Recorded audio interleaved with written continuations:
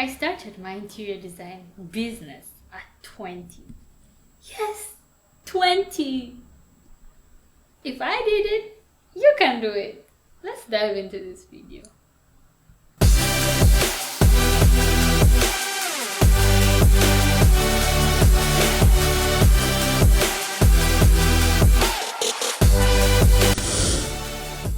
Hello guys, welcome back. Oh my, you guys, welcome back to another video here. Today we are going to be discussing about how I started my business at 20. Yeah, I'm just 20 years old. Funny, right? But I'm not here to, show off or. By the way, this is a big disclaimer. I don't like pride. I hate pride, as a matter of fact. So I'm not here to show off or to feel like I'm better or anything. I'm here to inspire. I'll keep reminding you guys that I'm here to inspire, right? And I'm here to share my life so that you can get an inspiration that you can do the same. Yeah. So anyway, let's dive into how I started my business at 20. Now, if you haven't watched the past videos, please go back and check it out because it's kind of like a series, and honestly I'm just going to create a playlist for this because like the story is flowing. You get what I mean? Yeah. So in the past videos I talked about how I had to search for my interior design school and how I quit university for interior design. Oof, big moves. Yeah. So please go watch those videos so that you kind of understand how the flow goes, right? If I don't link it up here, then I'll probably add it to the description. So now I was probably 19, yeah, in university, quit university, 20. And after I quit university, I actually had this experience of going to an office. Okay, I had jobs before. Those are just student jobs, usual that everyone does. This time, I had an office job. Office, your girl was in the office. Now, for many of us, when we think of the office job, we think it's the purse, the cute shoes and everything, and the dress, and you go around, rocking. None of that.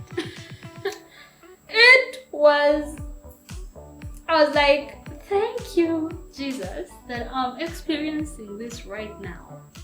Because if this was what I had to do to earn a living, I think I would end up being on the streets.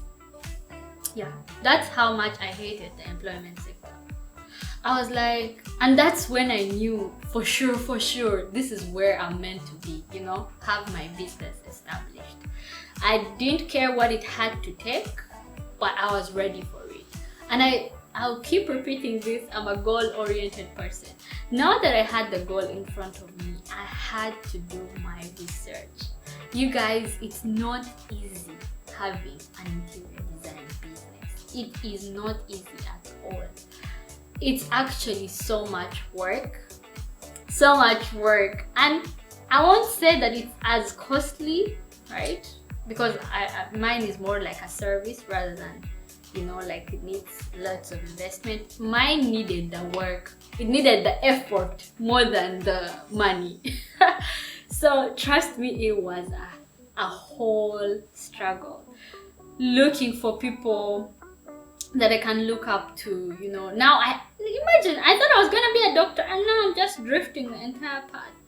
I had to go from scratch, learning the basics. And I think the first lesson I learned is the difference between an interior designer and an interior decorator. I'm going to do a video on that, so just stay tuned because that was the first lesson that I had to learn the hard way. And then I had to learn how business works, all these things. But growing up, I kind of knew it deep inside me that, I thought somewhere in the future, I didn't know at 20, but I knew that somewhere in the future, I had to open up my own business. Now, today, I'm just going to, share with you the pros and the cons of having your own business. You guys, I do realistic things. I'm not going to come here showing you cute things, and then the reality is gonna hit you hard. Nah, let's just go into it. So pros, you guys, you get to have your own schedule. You get to choose who you want to work with. As in, you're the boss. You get to have a chance to choose everything, right? So choice is a big one. You get to know how to, oh my, experience is another thing. You guys, I learned lots of things. I'm just very new in this business thing, but I've learned a lot of things from this entire journey of mine, and I'll be sharing most of the things that I learned. So the biggest, I guess, pro or advantage is just you getting to be your own boss. For me, that's my biggest advantage. You can go Google the rest, but this is my biggest. And getting to choose my own, style, my own, knowing what works for me. And it even helped me rediscover myself, honestly. And especially doing it at a young age, I have an advantage of getting to expand, getting to learn. I'm not starting all big and doing this big project. I'm starting small from scratch, but I'm getting the experience. I'm learning a lot of things. And who knows, in the next 5 years, you never know where this business is going to go, right? We're just wishing all the best.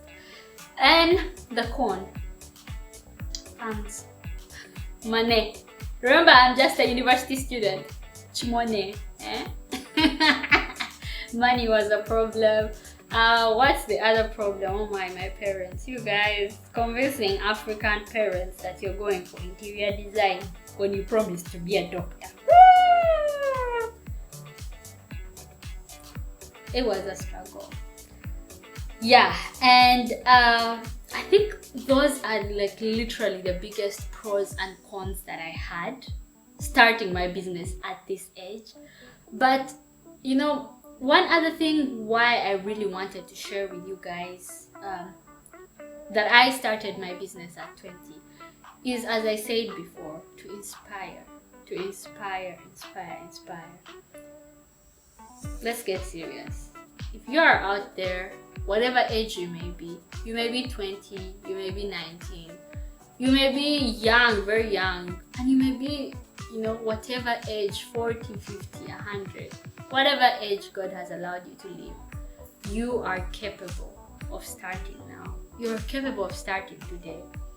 If I postponed things, if I pushed things, I wouldn't be where I am today. And me being here today doesn't mean that everything is perfect, everything is good. I have a lot of things to learn. I have a lot of things to experience, experiment on. I have a lot. But me starting today means that I get to take it one step at a time, baby steps. And that's another thing I learned, baby steps. And through that, I'll be able to accomplish what I want. Because many times in my life, I'm a perfectionist. That's another thing you should know. You guys are getting to know me. I'm a perfectionist. I love things very perfect. And one thing I had to learn, I guess last year was, yes, you're a perfectionist, great. Apply your perfectionism somewhere else. But when it comes to business, yes, okay, when you're working with a client, be all the best that you can, but things have to happen one thing at a time. Because for me, I wanted everything when I was starting. I wanted every single thing. And my budget couldn't allow me to have that. My set of experience couldn't allow me to have that.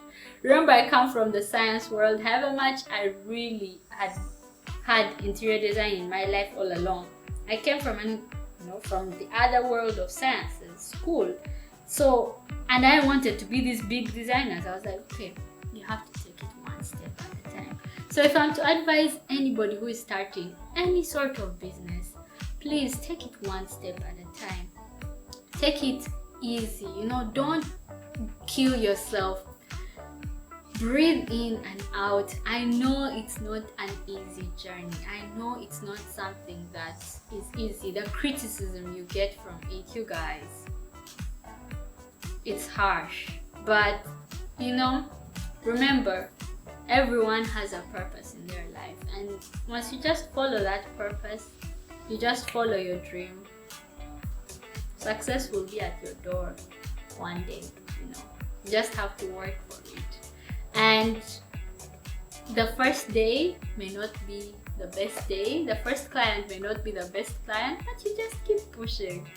So I hope you guys found this other story inspiring, and I hope it inspires you, whoever you are, to start your own business. You can do it.